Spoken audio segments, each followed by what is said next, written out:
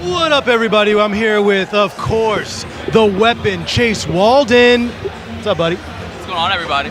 So I don't get headphones. Where are my headphones at? you don't need to. You don't need not them. important. Yeah, I don't want to mess up your mohawk. One of these. No, you're good. You're good right there. So Chase, Stop doing stuff. check it out. Chase is here refereeing today. He's going to be refereeing these matches. He's already refereed one or two. One, right? One. Yeah, he's going got into the fourth fight now. I'm about to go back in the ring after the intermission. This is the right guy to referee your match. You make sure that you're not going to get hurt and all that good stuff, but he's also going to make sure that you hurt. You hurt, not you get hurt. So it's good.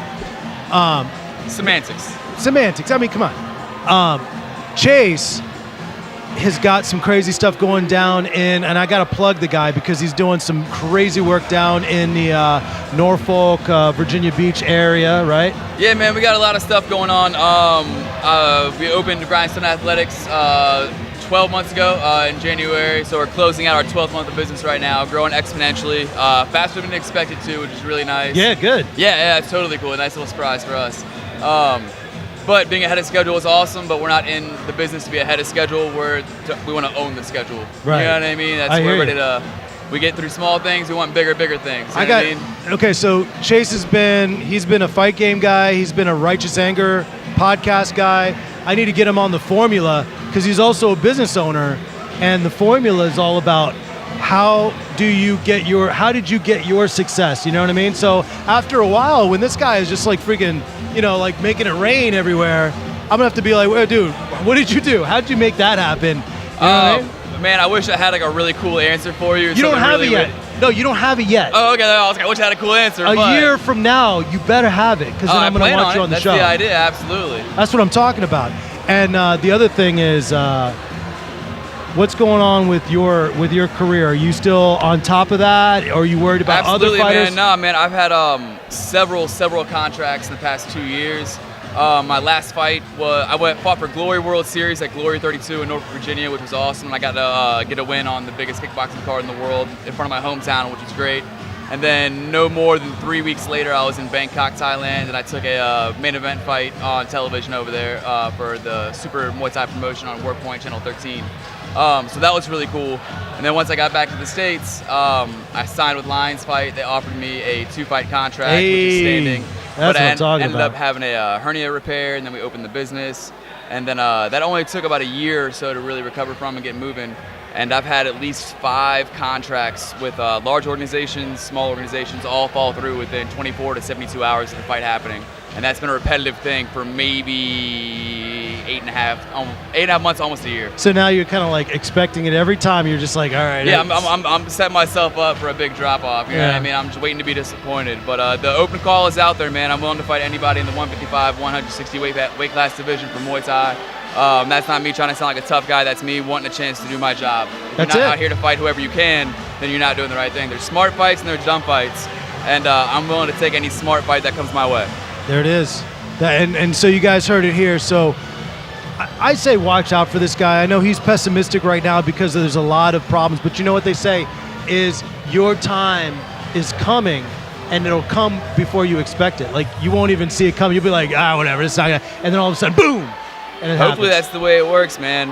It's all about the journey, not the destination. That's right. But that's right. you start getting itching. You know what I mean? We talked about it last time. You got to feed a lion a lamb sometimes. Remember that conversation? That's right. Yeah, I haven't had a lamb in a while. Last couple guys I fought were studs. I fought a French fighter with 50-plus pro fights in Thailand. Before that, I fought Pat Rivera out of Level Up Gym, who's an incredibly tough guy, multi-sport pro athlete.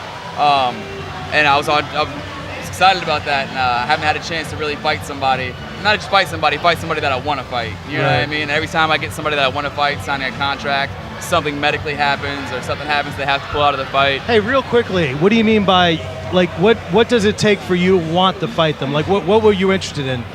What does it take for me to want to fight? Like you. Oh, no, absolutely. It takes the right opponent, and that's not just like trying to dodge guys. A lot of guys take big fights against dudes that have 100-plus fights, and it's their 4th or 5th fight.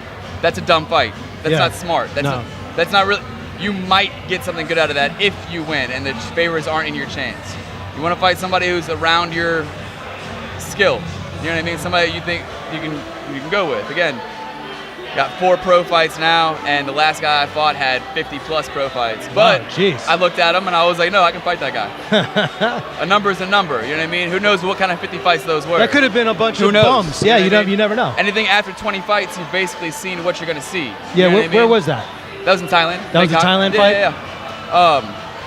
But again, I was really happy and really excited about getting offers for these big fights against these tough, good opponents. And then all of a sudden, 2-year break. You're waiting for guys to sign up, man. Takes the right amount of money, takes the right offer. A lot of guys think they can bamboozle you into a little bit of money and a little bit of bad offer just because it's a main event fight. Just recently, as of 4 weeks ago, is a good example of the things that keep happening in my life. I agreed to a fight last minute in Tennessee for a title, main event on 3 weeks notice. And that promotion, who I won't name, offered me less money than my pro debut. So they wanted me to go out of town against my biggest opponent, DJ Miller, who's a southpaw version of me. Come on. At his hometown where I can't sell tickets. Oh, but don't worry, they also offered me gas money to drive to Tennessee. That's all you need. They're looking out, guys. Yeah, come on. If you're not getting gas money, are you really even a pro fighter? Do they even know what you're driving, though? You could be driving a gas I guzzler. might have to lie. No, they didn't have the chance to find out what I drive. So I said, hey, when you get serious about paying fighters for main event fights and titles, give me a Dude, call back. He gave him the double bird. He's like, nah, ain't happening. He's not a sucker. He's not a sucker. He's not going to make it. You got to know your value. We're putting ourselves on the line. I'm not saying we're multi-million-dollar athletes, but I am saying I'm not putting my life on the line, signing a piece of paper that says if I die, it's okay for you to pay me less money than I made on my very first pro fight. There you It's go. not about being a badass. It's not about trying to stick it to the man. It's about standing your ground and believing in what you want to do. That's This right. community won't grow. Pro fighters won't start getting paid until we take a pay cut and say, no, I'm not going to take that paycheck. I got to stand my ground. And then promoters are going to go, oh, shit, I can't we got to pay guys. We can't screw these guys anymore. What's going on? But it's all about how dedicated you are to it. You That's know what I right. mean? And if you're going to keep fighting after the fact. And If I was really in it for the money, I wouldn't be a Muay Thai fighter. That's right. Yeah. But if I'm putting this much time into it, bitch, pay me. That's the mic drop right there, man. I got to say goodbye to you because I don't want you to say another word, okay? I don't want you to say another word until you're on the podcast again. Sawadee krap. That's Chase the Weapon Walden right there, man. And look, bitch, pay him. All right? Bitch, pay me. He's not going to go up there and freaking put his body on the line and definitely put somebody else's body on the line unless the money is right, which makes sense. I mean, that's the problem.